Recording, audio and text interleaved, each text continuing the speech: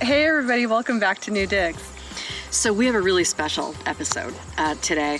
Our friends Shannon and Sehi, who are also known as Two Creative Chicks, they have their own YouTube channel, and you may know them because their little piano-playing chicken, Joku, was actually featured on America's Got Talent a few years ago. Yes. So their YouTube channel, Two Creative Chicks, focuses on chicken enrichment. But for our purposes, they have what they are calling a compost situation. Yes. And this, it sounds... They've reached out to us to see if we could help them with that. So let's watch the video and see what their situation is. Hi, I'm Sehi, I'm Shannon. and together we're known as Two Creative Chicks.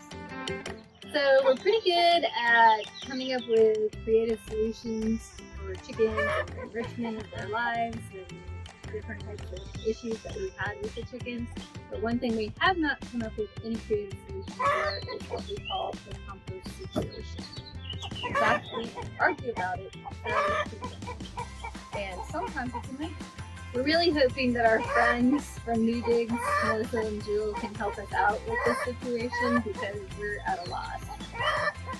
This is my idea of composting. So what we do is we have these little compost bins, and what we do is we take the chicken poop from the chicken house and just dump it in here. See what it is. And when I remember, occasionally, several times a week, if that, A year. I rotate it and tumble it.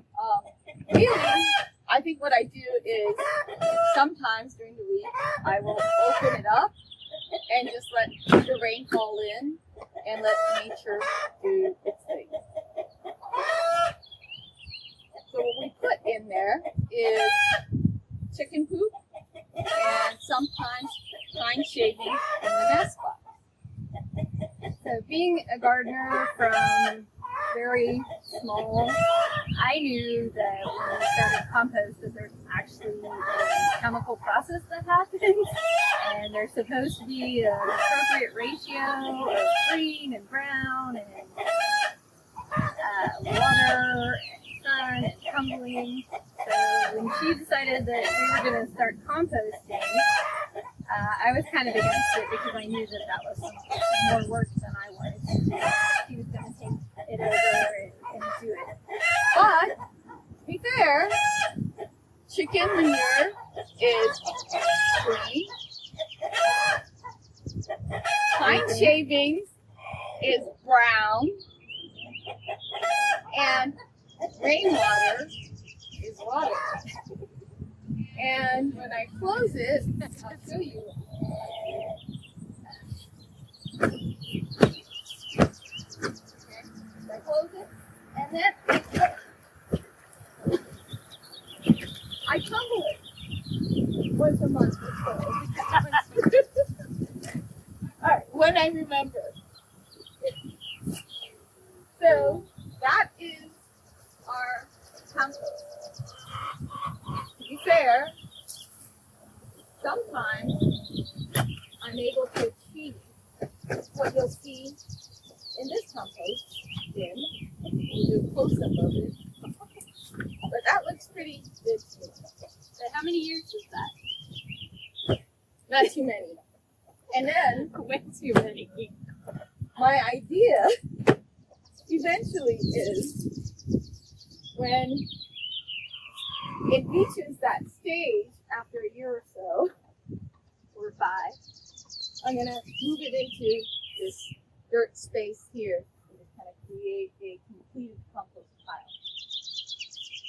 So we got chickens 7 years ago, right? 7 years. And probably been doing composting for about 5. We have a huge, beautiful garden, about 2,500 square feet, and we have yet to use any of the compost That's from not our true. own That's compost not pile. true. We sometimes use it. We sometimes use it, Not except in our garden. you say that it's too strong. Or Green. something. Because we keep adding to it Yes. constantly, So rather than doing what we're supposed to recognize that this isn't the ideal situation.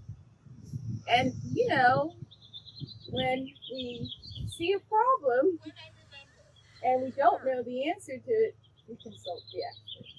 Yes. But we do have some pumpkins growing in our compost pile that we didn't plant. So that's a success, I think. Yes, they're There. so we grew something in our compost. Yeah. So hopefully you digs will be able to help us with our compost. Please help us.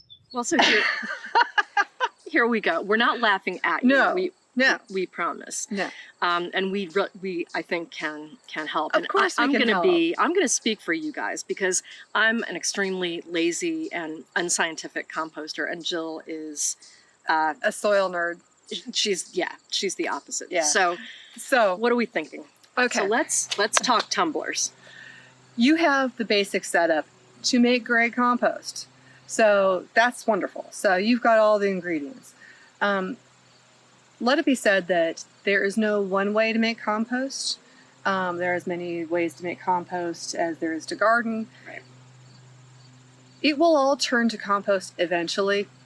That's the great thing about compost. It you know, even if you're a lazy composter, it will all turn to compost eventually. It will be higher quality compost if you pay a little attention to a few things and kind of try and speed it up and get it done in a little quicker way. But it will always be compost. So let's just start with your setup with the tumblers. You've got the perfect setup for doing this. So don't worry about it. The problem is you're overfilling and you're not getting the moisture right. So you've got the brown and the green, just like you said, but the other components are air and water. And you got to get that balance right, or else it's going to be working anaerobically and it will slow it way down. That's why you've got that really strong ammonia smell. It's not there's not enough air in there to have the good biology working. Okay. All right, that makes sense. So compost should not have an odor. No. It should just smell loamy and It should. Okay. It should. So even, I've got a tumbler full of sawdust and manure, and even though I am still in the process of adding to it, it has like almost no ammonia smell. Okay. Because I haven't overfilled it. So it should have about the consistency, moisture-wise, of a wrung-out sponge. Okay. That's a good tip. And never fill it, this is where you guys have gone wrong, never fill it more than half full, because when you're tumbling it, it's not just tumbling, it's the mixing and aerating that happens. And if you fill it more than half full, it's not doing that. It's just moving the whole thing as a mass.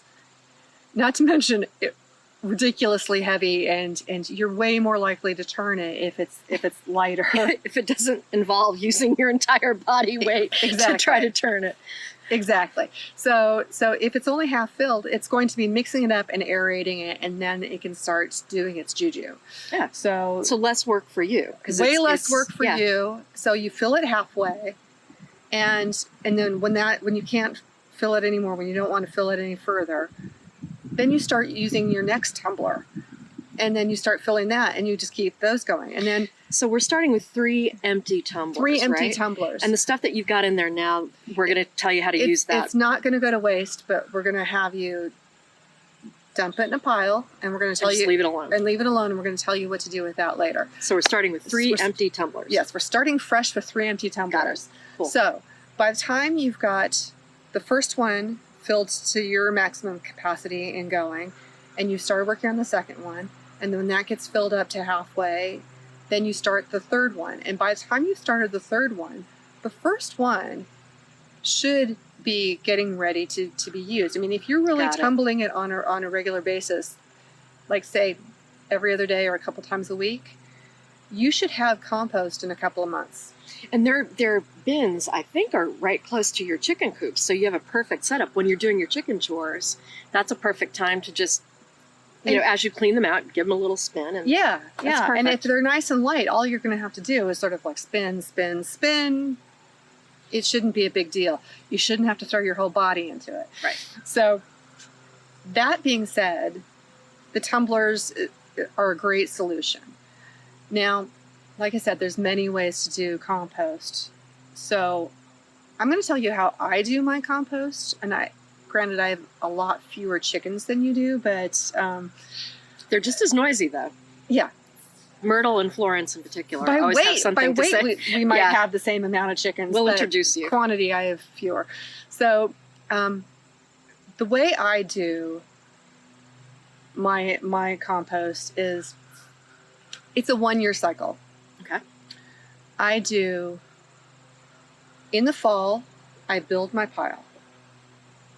In the winter, I drink hot cocoa.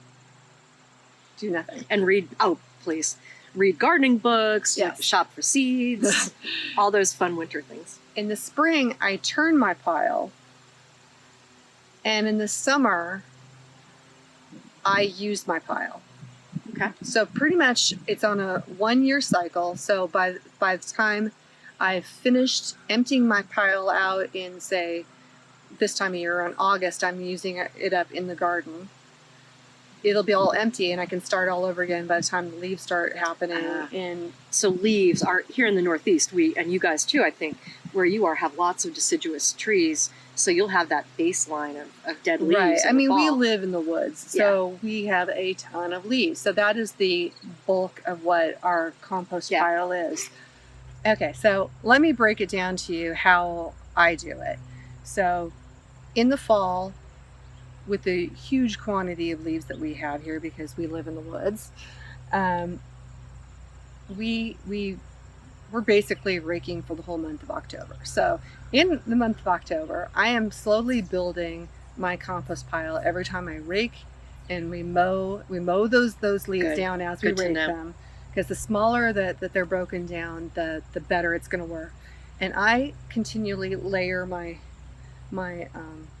compost pile with leaves, green from the garden, grass clippings, and the secret ingredient is that's when I use my my manure from the tumbler. So the mixture of sawdust, wood chips, and the manure is basically, I use it as my secret Like super an inoculant. super inoculant. Oh, that's great. Okay.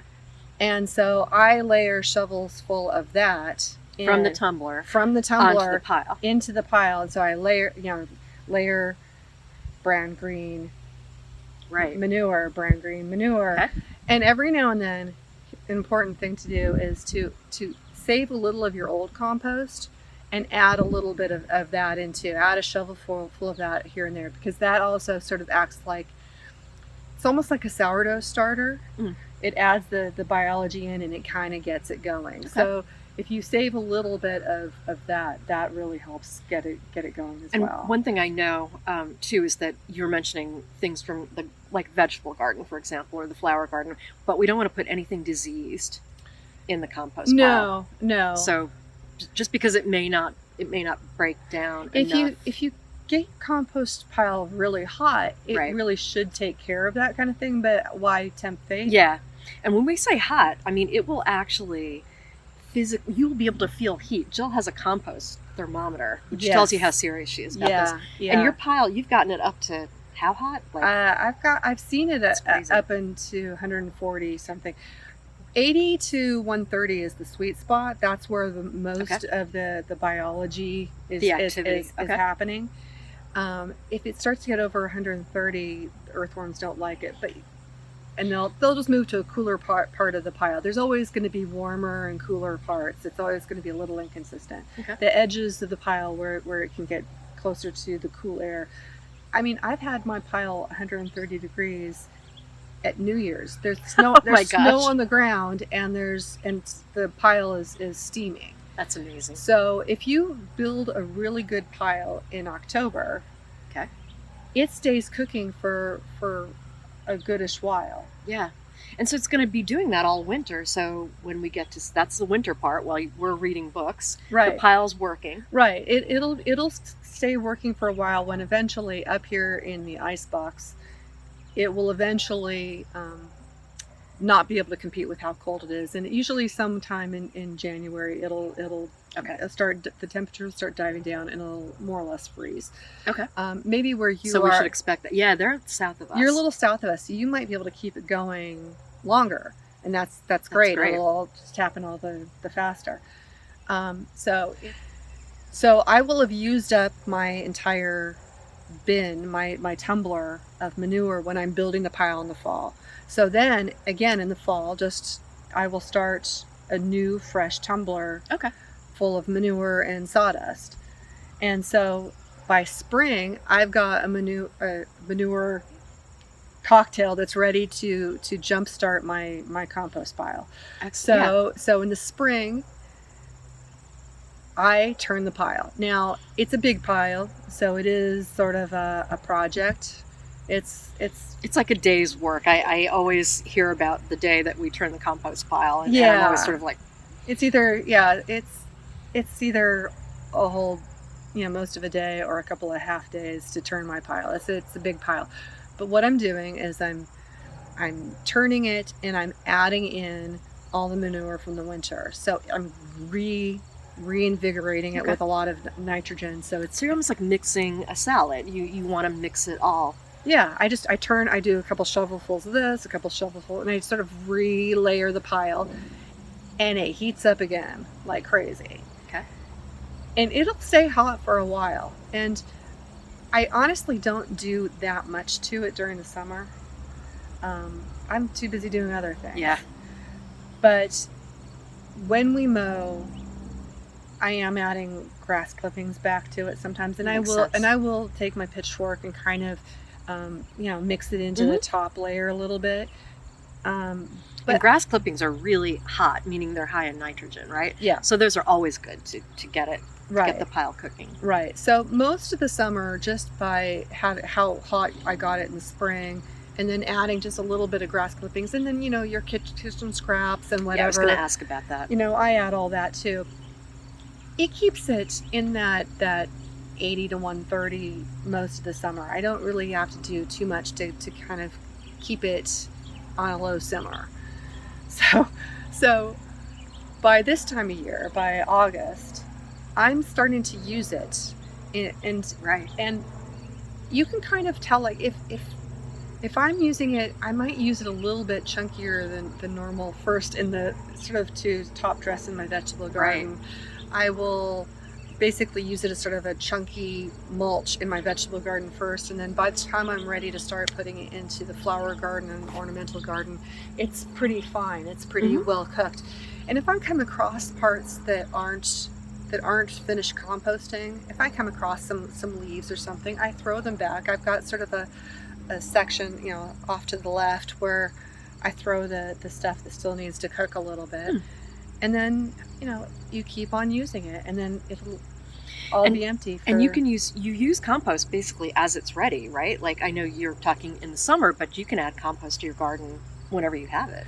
Yeah, on my method, I don't really have it available to me until I can start digging around the edges and getting a little bit here and there. But it's like August, July and August is when I use it up most. Okay. So let's go look at the compost pile. Yeah. Oh, and we have a special chicken-related compost treat too that we're going to show you. You're going to love this. Okay, so this is my main compost pile. It looks massive. It is fairly massive, but believe it or not, this structure could be moved.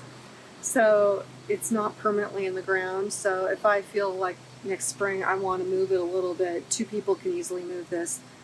But when I make my compost pile in the fall, it's filled up pretty high, and it shrinks down as it cooks down. It will end up being maybe 20% of the original volume of leaves. So as it's cooking down, it just gets denser and richer and nummier.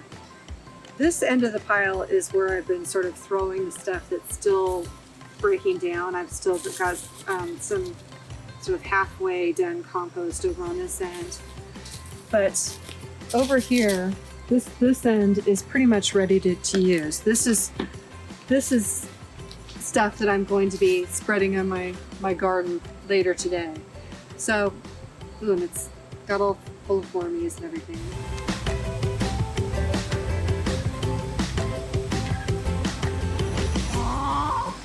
We have one other thing we wanted to show you today. It's what I call the chicken snuggery. If you're going to go to the trouble to make a big compost pile, why not make it over a little dog house? That's basically what I did. I bought a plastic dog house, built a compost pile over it, and the chickens have access from it from inside their row. In the shoulder season, when it's kind of cold in the spring and in the fall, that's exactly when the compost pile is at its hottest. So basically it makes an extra heated space for my chickens, and it's their favorite place to go in the spring and the fall. So one more thing that you guys can try for chicken enrichment. All right, guys, well, thanks again for joining us here on New Digs. And we especially want to say thanks to our friends Shannon and Sehi, the two creative chicks, and who shared their compost situation with us. Yeah, and I hope that we showed you some things that will help you in your situation. And if you have any other questions, give us a call and we'll see if we can help you out. All right, guys, thanks again. See you next time on New Digs.